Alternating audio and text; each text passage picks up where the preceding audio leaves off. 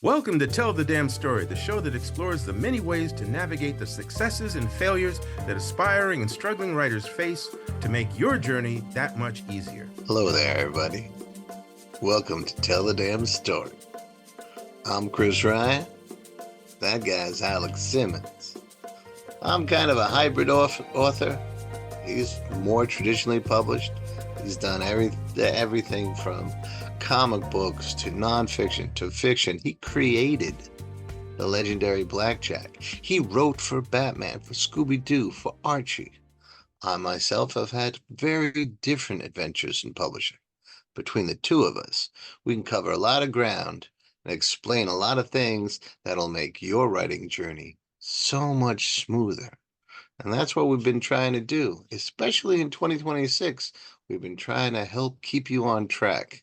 And today, what are we going to do towards that end, Alex Simmons? Well, today we're going to follow up a little bit with where we've been the past couple of episodes, talking about how we have been and how others have been approaching the promotion or making the public aware of our writing material, of the stories that we've conjured up, the plays, the screenplays. And so, how are we letting the world know about it? How are we trying to either get it seen by editors and people like that, or how we've been trying to build our own audience to be able to sell our works to the world? And we've talked about, last week, we talked about the consciousness, making the world aware, building an audience, building a community, building a following. We talked a little bit about that through the lens of Chris and my experience with Tell the Damn Story, which we are now at episode 398. And Damn. yeah, there you go. But today we're going to go further. We're going to talk about at least four other entities. I say entities rather than writers because we got a mixed bag here. Four other entities and how they've pursued that goal. And to some degree, how successful or whatever the process is, where they are with that process. I'm just going to share a little of that with you. And if you hang around till the end, we'll also let you know how social media has changed or how it is becoming either more or less useful to us in this particular pursuit. So hang in there. Hang in there. So, Chris, here we are. We agreed when we were in the green room, we agreed that we would start with sharing just a little bit of our own personal experiences trying to promote our material, either to sell it or to get traditional or non-traditional publishers to notice us. Do you want to start with that, Captain?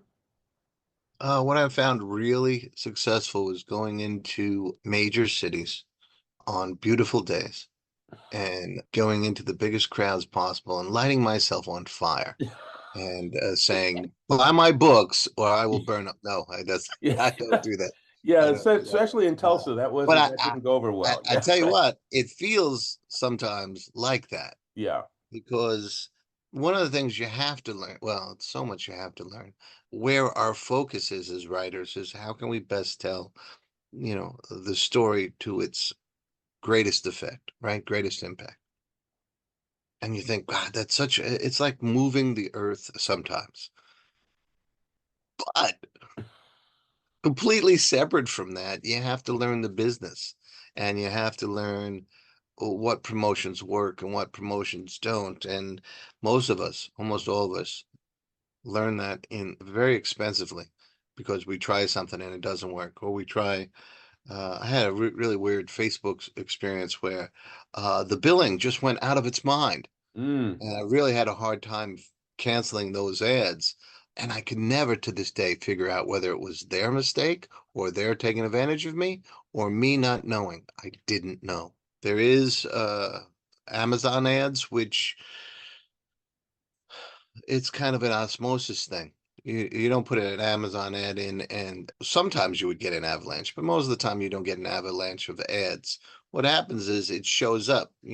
Alex Simmons might buy a book from Amazon, and I'm going to put an asterisk on that, which I want to talk to about in a minute. And when you buy that book, you'll see people who bought that book also bought. And that's not Amazon doing you a favor. Those are Amazon, those are ads. And they I'll put an ad in and say it's, here's the things that the like-minded people would look for, mystery, horror comedy, or whatever. And then if that fits what your book was, that's where they'll put that ad. So So I if I'm have following seen you, I just want to make sure I'm following you. So if my book comes up, somebody's looking for my book and it comes up, and you're saying that if they notice after they've seen my book, they see, oh, some people who bought this book like these also, books, but blah blah. yeah, right, One right. of your books might be in there, right? Because Well, you bought an I've ad. been I've been lax in my ads, but I will say that Reach's recent purchases have shown me ads down there for Damon Manx, who we're going to talk about, Mm-hmm. Rebecca Cuthbert, who we're going to talk about. So Mm-hmm. yes, and I was garnering some sales every month from those ads, and will again when I go back and And pump the dedicate volume up some for you. prices, yeah, and that kind of stuff. I had to clear it all out, so I knew that the whichever was the runaway, and it turned out to be it was kind of a Facebook thing. Now I can go back. Now here's the asterisk, though. Not to get into politics, but Amazon is being boycotted by a percentage of the population. And that percentage is tends to be the percentage that reads more books, the kind of books that we put out, So there is that moral and political and just sales oriented. Oh crap! Now what do I do? So you can look and see if there's some stuff to do with Barnes and Noble. There are other things. Other platforms. There's other platforms. There's one in Canada, et cetera, and so forth. The truth is, Amazon may not have the 90% market share that it used to have on books, but it still has a majority. It is still a monster of a bookseller. I'm gathering from You're gonna have to decide what to do. Are you going to sacrifice any chance of your book selling on that major platform because of a political concern, or are you going to bite the bullet and do the business decision? I mm, can't make that decision for you, right, but it's exactly. something you should know. Yeah, Yeah. no. So in other words, writers, you have to be aware. You have to be aware of other elements that might impact on your sales or your promotion. True. And while we're there, Alex, we might as well talk. If you're on social media at all and you're an author, you're going to get inundated with all these foolproof methods to sell your book. It's your own decision, ladies and gentlemen. There are some that seem really good. There are some that there's a lot that I have ventured into and been frustrated with or learned something. But I have never yet found a foolproof, perfect method. So my advice to you is if you do try them, go in knowing in your heart you may learn something, but do not expect an absolutely guaranteed success rate of $1 billion because they don't really exist. What I've noticed in terms of my own experience, in particular when I was doing blackjack, but also in terms of some of the other projects that I've worked on from as a writer, and I've watched how other people have promoted their material. A lot of it really does have to do with what kind of, whether or not you have a community or a fan base, that's one right there. What kind of a notoriety do you have? How aware are people of you? When I was doing the comic conventions and traveling around and speaking a lot more, I found that there was a lot more attention in general that people, a lot more, I had more visibility. There it is. I had more visibility online, and subsequently people could find me very quickly, very easily. They would find out I was going to be at some event and they would come to that event, or they would comment about that event, and then that would lead them to some of my products, which I was not spending a lot of money on advertising, but I was spending a lot of money on social media, and again looking for some of these workshops that would show you how you could do this, how you could promote that. So I was spending my money and trying to learn how to do X, and then hopefully have that rush, that landslide of sales because I was on Instagram or Facebook and my books were out and blah blah blah. And again, the reality is, and this is my personal philosophy, we're in this remarkable and frightening combination arena of entrepreneurship. In other words, there was a time period when the road to publication was you as a writer wrote your books, your stories, and then you sent them out to companies which already had the machinery, whether it was working well or not, the machinery to do the promotion, to do the editing, to do the printing, to do all that stuff. And you were the writer. That was your job. Maybe if you were successful with your first book, then there'd be a promotional tour and yada, yada, yada. But you weren't responsible for orchestrating all of those components. The moment I got into the business and the entrepreneurship sailed and I'm out there in the waters, that's when I realized what I could and couldn't do well. And Hmm. that becomes the big question for you guys. And we're going to talk a little bit more about that as we go forward. But what do I do well? What do I suck at? How can I change that? Do I need to change that? Blah, blah, blah. These are all those questions that you will have to ask and answer Yeah. that will absolutely affect how you build your community, how you increase your sales, how you get any, to be interviewed, any of those things. You're going to have Right. to ask questions and answer them as you build your empire. You know what? This strikes an idea strikes me from what you're saying. What's there? There's a really huge opportunity for some book loving, publishing loving business entrepreneur to make an affordable service that could take care of that kind of stuff Mm. for people like us who want to write books and do the best we can in the areas we're good at and hand it off to someone who would do all those things. And do them Um, well. and do them well. Or, I don't think there's a lot of independent writers or writers who have done a lot of traditional publishing like yourself who would demand, all right, I have to be a number one bestseller and I have to make $1 million every week. That I It'd don't be think nice, but no, yeah, they're going to demand less that. than 1% of the people who would want this service would demand that. Hmm. But just a kind of a good flow of sales, Yeah, nominal per week, but just ongoing, I think people would appreciate that, especially if the price for it was affordable. It right. would be an interesting thing, maybe a cut of the sales, so everyone has the same incentive. Yeah. But Give that some thought, okay, there's a folks. business person out there. Yeah. Contact Tell the Damn Story, and we can be your monkeys. There you Yeah. go. So let's talk about some people who did, build their boat and go out onto the water Yeah, and try and make the right noise.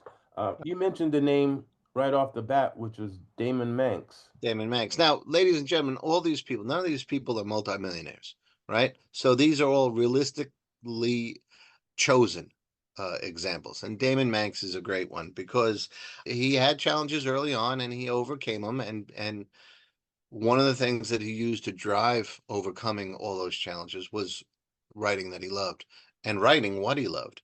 And it came out with Abigail and a few other hysteria, Manxtheria, Manxiety is one Yeah, is, and anxiety. then That of sounds like course the yeah. Ojanak series, which were fantastic. He does do some Amazon ads. He probably does some others. But the thing that I think is worth noting with Damon, besides, he had a little anxiety being in public and he worked it out by going to small conferences or book fairs and then building up from there. And now he has kind of a circuit that he does, which is great. I'm trying Hmm. to learn from him about all that. But he also has this thing. The other thing he loves besides writing is music, especially music from, classic rock, we'll say. And every day you can find him on social media, easy to find him in the reels and in definitely YouTube and Instagram and places like that, Facebook. And he asks a question about music. What's a great song that starts with H? What's a great song that has the water in the title? What lead singer, still sounds great after all these years. Greatest rock guitarist ever, whatever. And And what does people that love, do? well, people love answering that. So his responses are up through the roof, right? And his audience grows. And occasionally he mentions the writing. His So books and things, it's, right? yeah, it's a soft sell, but what it does is it creates a community of common ground. And I think he always downplays it. I think it relates this, it turns into some sales for him. On top of that, he gives. What I mean by that is he has a Facebook page for himself, but he also has a Facebook page that is all about promoting the work. So it's Mhm. a whole community that lives together, or it lives together on Facebook, Right. um, that can have a place to promote their work. I think Damon Manx is someone to look for on social media and see all the different things that he has, and he's someone to look at and say, "Wow, I'm inspired. I want to follow him." Or, well, I'm not a classic rock person, but I could do video games or whatever it is that you do. So let me I just think he bullet has a point. good hard work, but a good Yeah, work let me model. just bullet point some of the things that you just said. So he was dealing with whatever his challenges were, his personal challenges. I want to just be specific. He's dealing with personal challenges.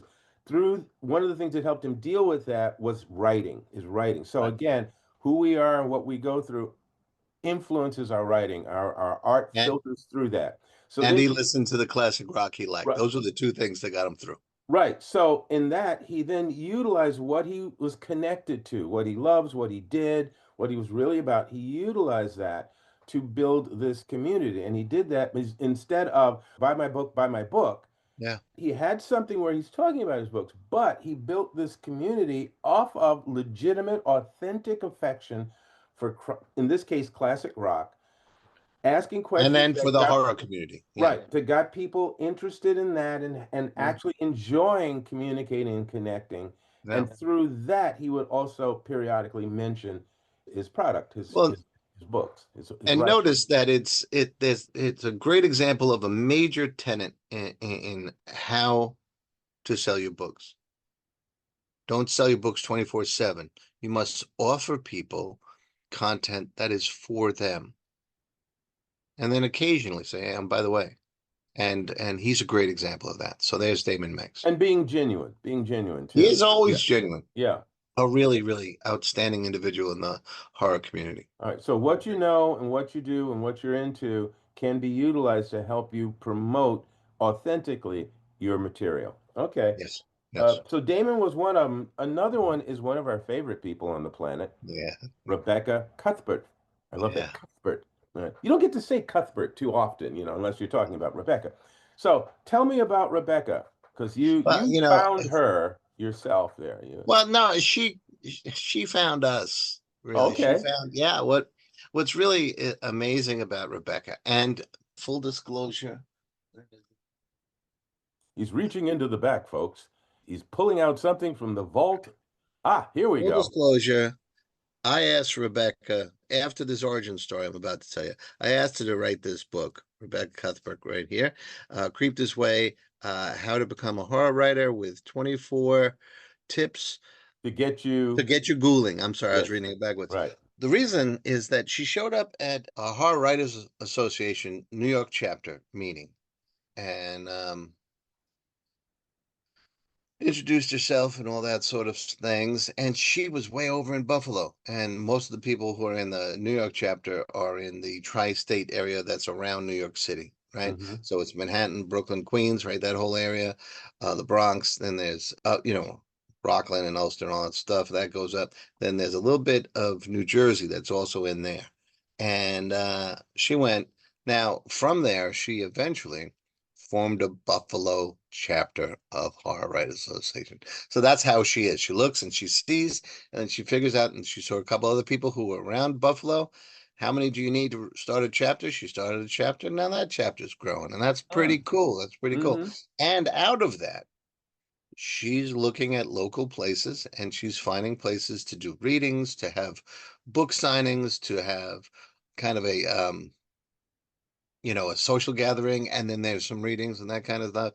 And those are all things that she self-started. Also, if you watch her social media, you'll see her talk about her books. You'll see her talk about her gardening. She'll talk about her dogs that she helps at a rescue shelter, but also has some in her house, which they are hilarious. And her cooking. She was salsa weekend or something. She had these big vats of salsa she was doing. And all of that shows different shades of Rebecca Cuthbert, right? So The it's human being. the human being. You get to know her as a human being, and she'll talk to you about her teaching, about her studies, about her hopes and aspirations, about her willingness to take chances. She is the editor-in-chief of I forget the name of the publication. Damn it! But she has a book with a couple of people who she was involved with another company that didn't work out, and they said, "Yeah, but we know what we're doing. Let's try it for ourselves." And it looks like you'll come up with that in a minute. But it's another aspect, and what you get is a very well-rounded personality that you can root for, and then you're interested because of the way she shares her life. You become Undertaker interested. books. Which one? Undertaker books. Undertaker books. Undertaker books. Yes, thank you. Sorry, Hey, that's Rebecca. what I'm I here had a for, man. moment, but luckily we have some backup here. Yeah. So, but that's yet another undertaking of hers. Uh, Undertaking. Ha ha ha ha thank ha. you. But also, you get to experience Rebecca as a full person, and it's easier to get curious about what she writes about. I always want to read her writing. And part of it is because of how she carries herself as a human being. So And with that's important.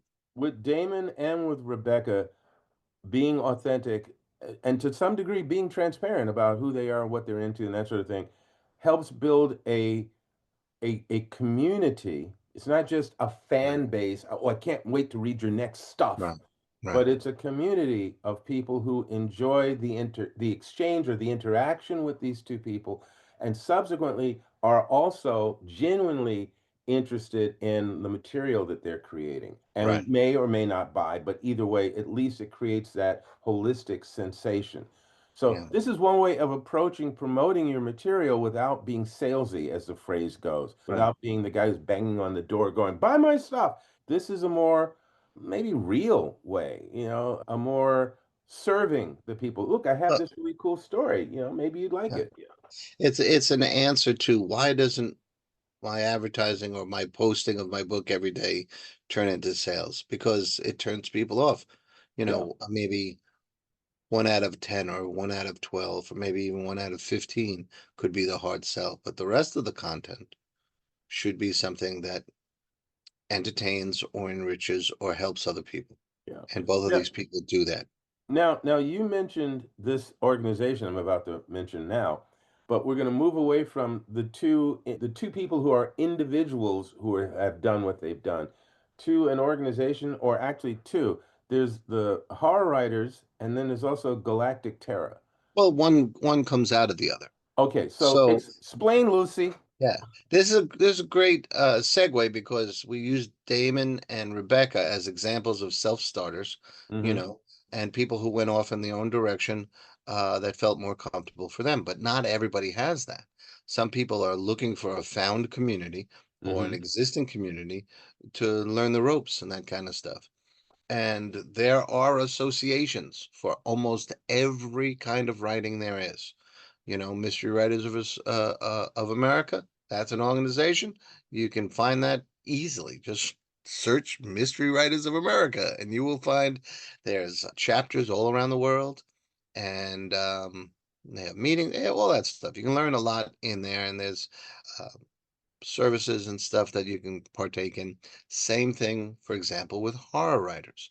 And I happen to be a part of both of them. I'm more involved with Horror Writers Association right now, but they have chapters all over the world, and they have monthly meetings that will talk about activities, give opportunities, let people know that there's open calls for this or that. Mm. But also, a lot of the chapters will have some other things. Rebecca, we mentioned she opened a Buffalo chapter, and they have events up and around Buffalo. People are excited to go and to see those things. That's fantastic. In New York, we do readings at the Shade Bar in the West Village. Village, yeah. Uh, yeah, there's some other activities that happen like that, but on a monthly basis, the two chairs who have both been on this show, Carol Geisander and James Chambers, they co-host a thing on YouTube, a show on YouTube that is called Galactic Terrors. And this is something that is offered freely every month for anyone interested in horror writing. What does it cost? Nothing. A little of As your you said, time. freely, yes. Yeah. It's you can find Galactic Terrors on YouTube, on social media, and they will give you the when they broadcast every month, but also they keep those episodes up there so you can look for a writer you might know. If you want to see Teal James Glenn, he's on a bunch of times, or Carol herself, or Mhm. James, and on it goes. I've been on there. Rebecca has been on there.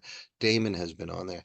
And almost every episode will offer a poetry reading, a short story reading, a chapter from a book. So you get to hear one, what horror sounds like, two, how to present it, and there's a full range.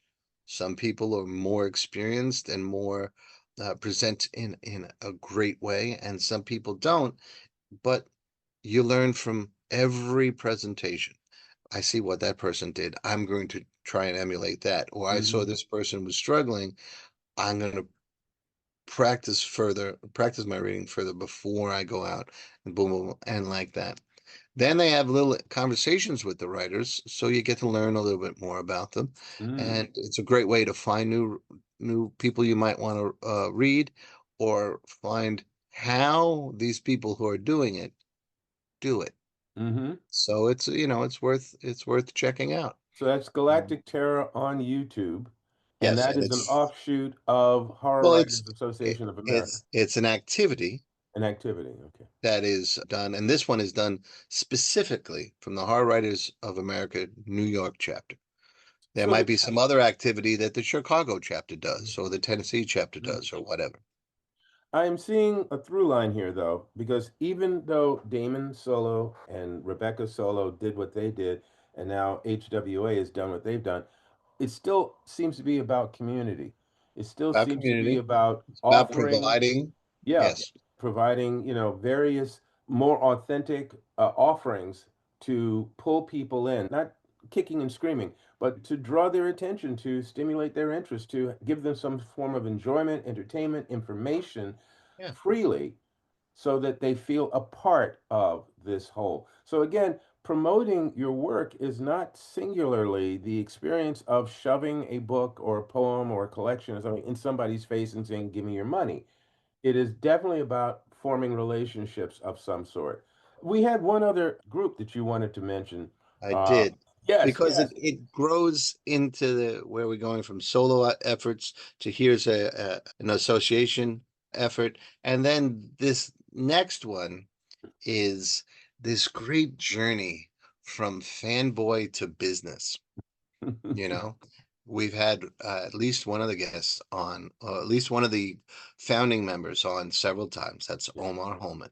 But he and his co-founder, and now an ever-growing staff, they created a thing called Black Nerd Problems. And it started as a little social media thing, and both of them were out there doing other stuff. Omar was a grand slam champion and stuff like that. So he was out slam performing poetry, right? Yeah, slam poetry trail. Yeah. yeah. And No, I don't didn't envision him slamming people yeah, against walls and no, things like no, that. Yeah, right. Yeah. he's a true comics fan. He's a true pop culture fan, are his colleagues. And what they do collectively is they present pop culture through a black lens, what we see. And I watch Omar all the time, and I am in for an education sometimes.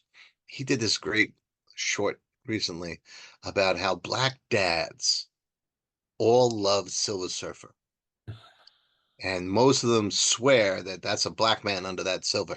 And he was both hilarious and entertaining, and he talks about the origin of the Silver Surfer, Norrin Rad sacrificing himself to save his wife, his kid, his whole community, his whole world. And I wrote to him and said, every father sitting on the couch with the remote yelling at their football team believes in their heart they would do the same thing if they were called upon. Yeah, Burp. right, right. Yeah, yeah, yeah. Sure, we all believe it, but he has such great detail. To watch him talk about a fight sequence in any comic is a joy to behold, because Hmm. he will bring in wrestling, he'll bring in boxing, he'll bring in how the costumes work or don't work, who's got the best hands. He's a big proponent of Daredevil and Wonder And Woman as the Cyclops, best fighters. And Cyclops, he'll Cyclops. go. Well, he believes in the politics of Yeah, Cyclops, and which is really that's one of the reasons I brought that up is because again, the range of things that Omar encompasses, yes. I don't want people to think, and you can find out for yourself, folks, by Yeah. finding him on TikTok and Instagram. It's not just fanboy. Oh, golly gee, the colors are great and the No, no, costumes look no, cool. no. No, It's no, a no, no, deep no, no. dive and hysterical deep dives. He is Yes, yes. hilarious. Now the thing, Very genuine too. very genuine. His authenticity is through the roof.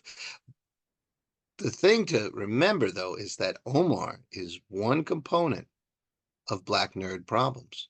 There are people from all walks and genders and lifestyles who contribute videos, articles. There's a website that you can go to. There's different other people you can follow on social media through Black Nerd Problems. They have their own book called, are you ready for it? Black Nerd Problems, which Wow. is a collection of the essays that they wrote Mhm. about different pop culture things. It's a great place to enjoy a perspective that I don't have as a pale human. It's and I'm always hungry to hear what someone else says, feels, or experiences about the pop culture that I love too. I think in these times, watching people who may not look like you helps remind you of how we're all human and we all have there are more things that we have in common than we have apart. There's a whole segment of society would have you not believe that anymore. And these kind of things, these kind of activities help out a lot.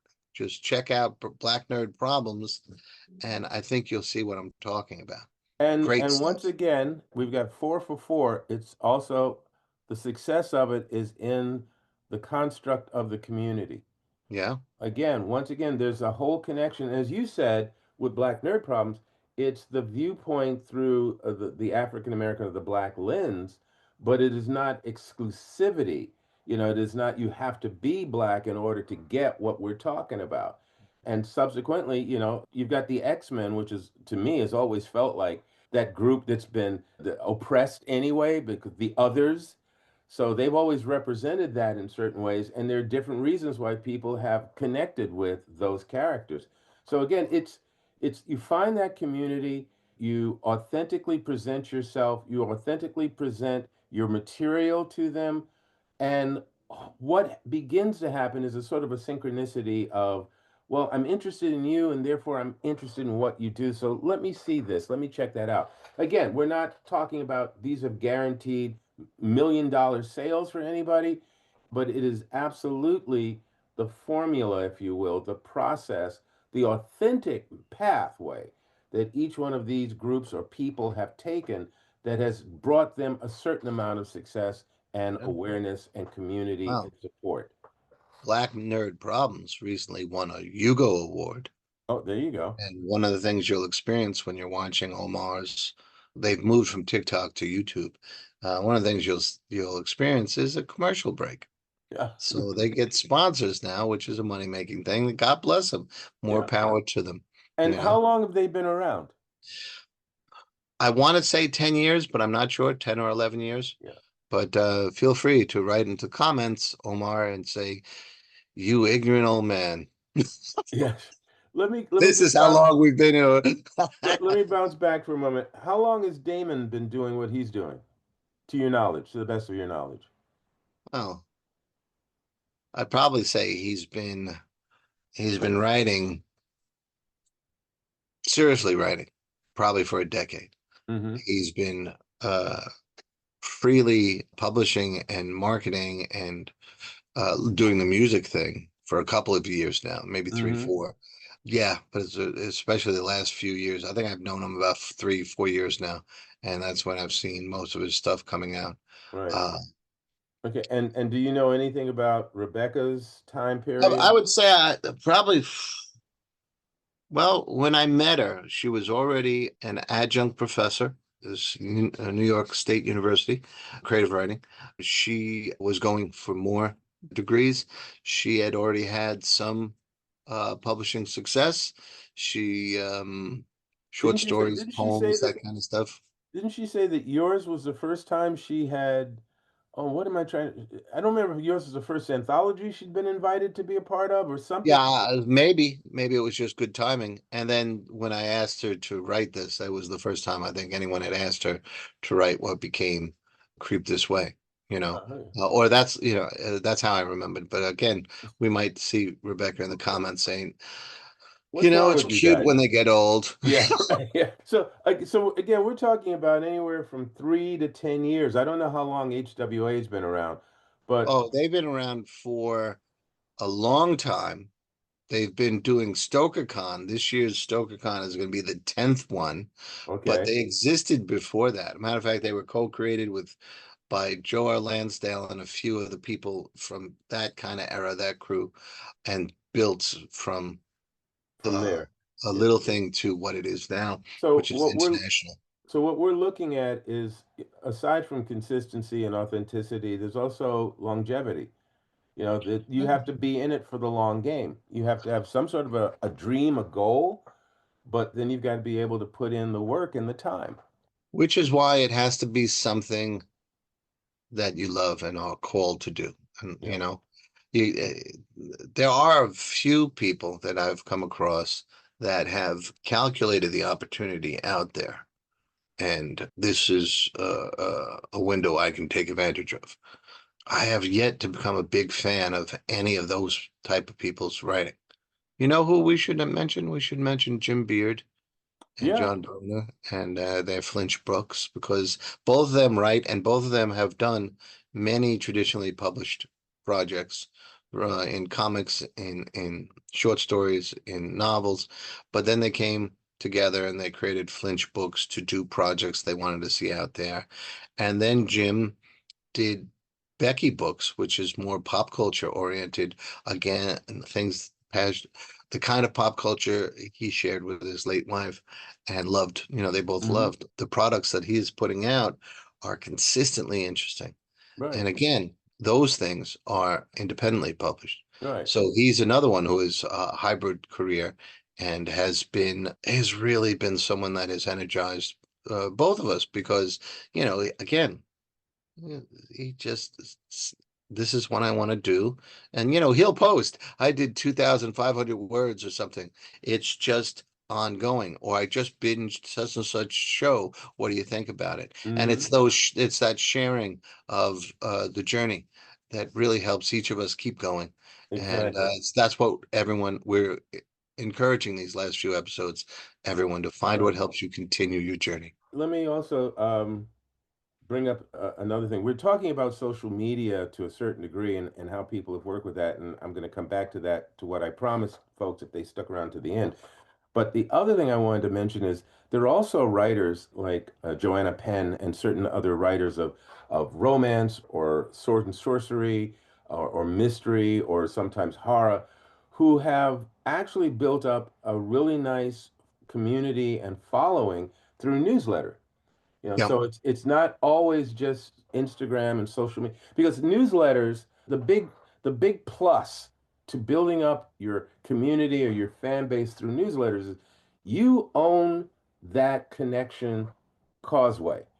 You have their email address. You can write to them directly, as opposed to through TikTok or Instagram or Facebook or some of these others, where you may not have that direct communication. If one of these platforms goes down, or if you get banned from it, you have lost that connection to that group, that community. Whereas if you have newsletters, okay, I'm mailing to you directly, and yeah, you can eventually at some point say, no, I'm going to unsubscribe. That's fine.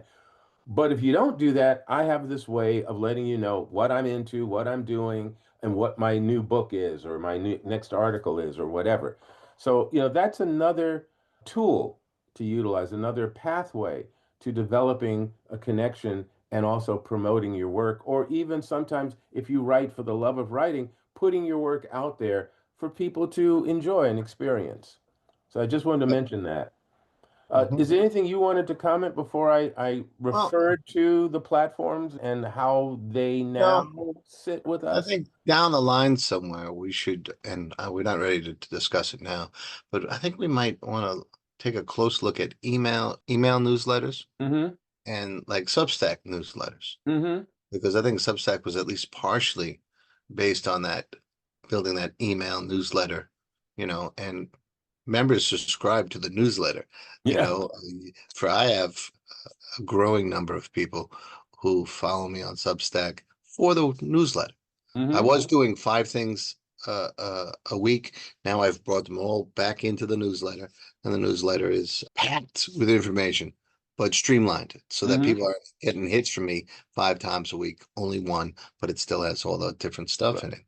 Let's see how that works. But it has been a different source of promotion, and it would be interesting to see. I Sure. just got a book. Oh, what did I do with it? It's somewhere in there. It says He's it's surrounded by books, folks, just in case you're not looking at the YouTube version of the show. it Yeah. really is. Yeah. Yeah, I am surrounded by books at all There are times. books But behind him, but yeah, then there are books we they're cannot in see. front of me on Yeah, the right, sides. Yeah, right, yeah. there's a book that I just received. It's called Just Effin' Send It or Just Effin' Mail It, one or the other. I think it's Just Effin' Send It, and it's about email newsletters and that kind of Mm-hmm. thing. So always try and educate yourselves and learn more, and Right. you'll find what works for you.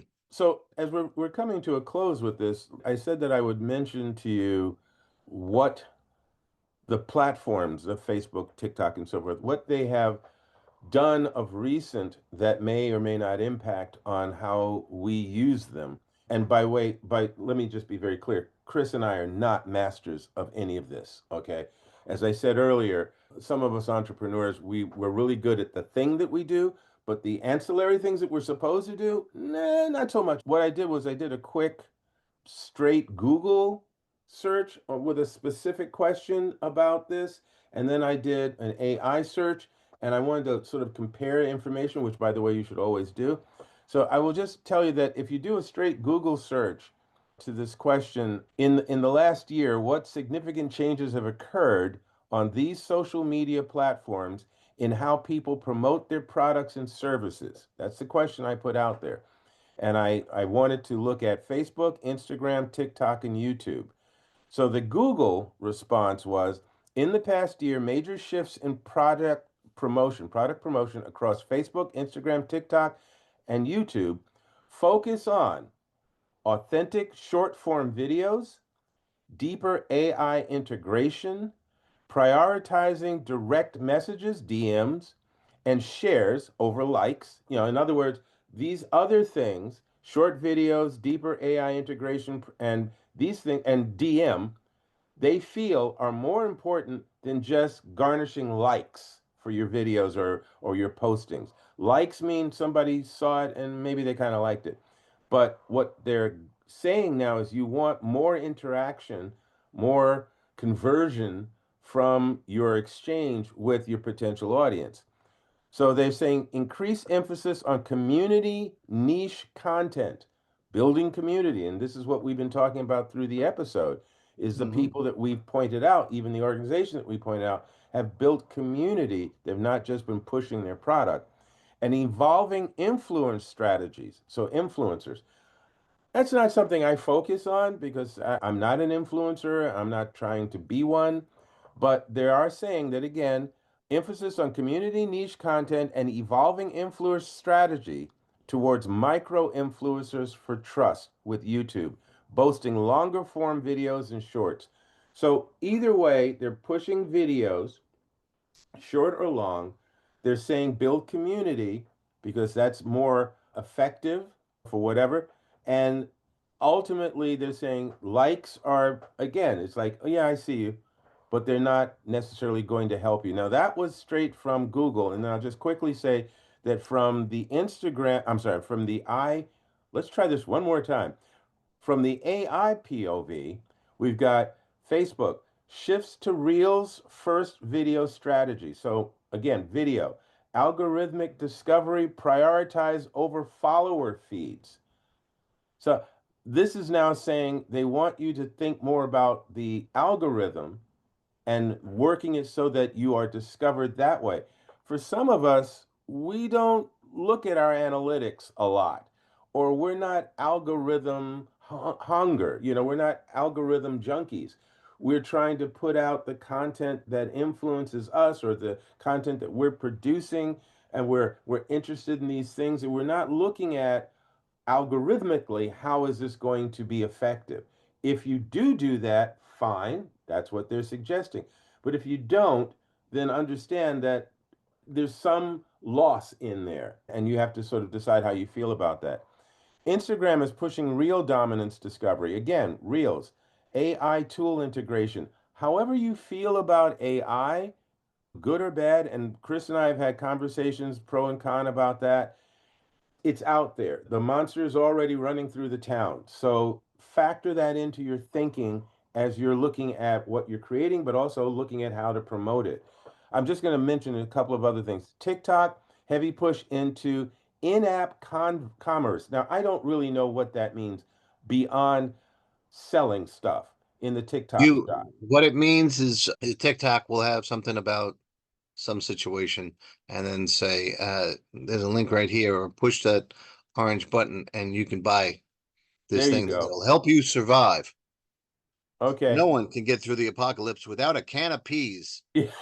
Yes. Button Whether that, it's push Jolly that Green button and Giant you or can Del order a Monte. can of peas. Yeah. Yeah. And again, this is whether you're into this or not, these are factors that are a part of the platform that we're dealing with, the playing field that we're running through. And I won't, like I said, I'm not going to spend a lot of time on this now, other than to say that YouTube continued rise of shorts alongside stable long form videos, stronger creator monetization tools. So again, video is king as far as YouTube's concerned, but hey, it's YouTube. Shorts or long form doesn't seem to have a priority either way at this point. And again, AI driven ads. So again, there's AI. Determine how you feel about it, whether or not you want to have anything to do with it or not, but it's a part of the playing field. These are just some of the very rudimentary research that I've done. You can go deeper into it on your own for sure. As writers, and again, I'm speaking for myself, maybe a little bit for Chris, but as writers, our first love is telling stories. Our first love is creating characters and taking people on these explorations of themes and cause and events. We do have to be aware of the world in which we live, whether we're talking AI, we're talking social upheaval or political polarizing and all those things. Yes, those are all a part of the world in which we live. But our first love, our first passion, our first tool, our first key to the world is through our creativity. So you want to look at what do you want to create? What do you want to say? How do you want to do it? And then you have to look at how you're going to get it out to the world. It seems the most organic way, based on what we've talked about today, is be your authentic self. Come Where from truth. where you do that is what it depends entirely on what you're comfortable with. Yeah, absolutely. But these last few minutes, Alex showed where it's going, so you should at least consider. Yeah. And again, please do your own research, please. But just what we're hoping to do with this episode was to help make you aware of some other people and how they approach this, a common denominator, which is community and authenticity. And then again, looking at the playing field that we're all trying to move through. In some way, shape, or form, we're affected by it. Agreed. Thank you, Kimosabi.